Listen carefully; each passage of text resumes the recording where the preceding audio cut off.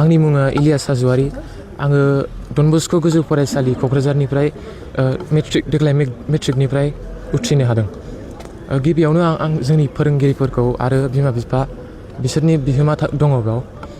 आङो आंनि लोगोफोरखौबो आरो आंनि नाजानायजों बे थाखोखौ उथ्रिनो हादों।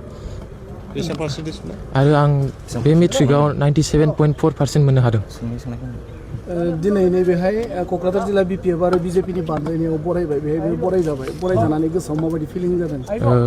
आङो जोबोद मोजां मोनबाय दि दिनै नोंथांमोन आरो आफादा जोंनि थाखाय जोंखौ बरायदों आरो जों 10 थाखोनि फरायसाफोरखौ आरो HS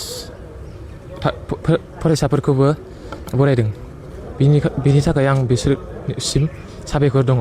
इयुनाव मा लानानै फरायनो सानदों आरो मा जानायनि थांखि दङ? आङो इयुनाव इन्जिनियार फरायनानै इयुनाव इन्जिनियार जानो सानदों। हायार सेकेन्डारिखौ माबे कलेजाव एडमिसन लाखो? हायार सेकेन्डारिखौ आं रिलेटिभ पाब्लिक स्कुलाव एडमिसन लाबाय आरो आं इयुनावबो 10 थाखोनि बादियैनो HS आव बिब्दिनो पारसेन्ट मोननो थांखि लादों।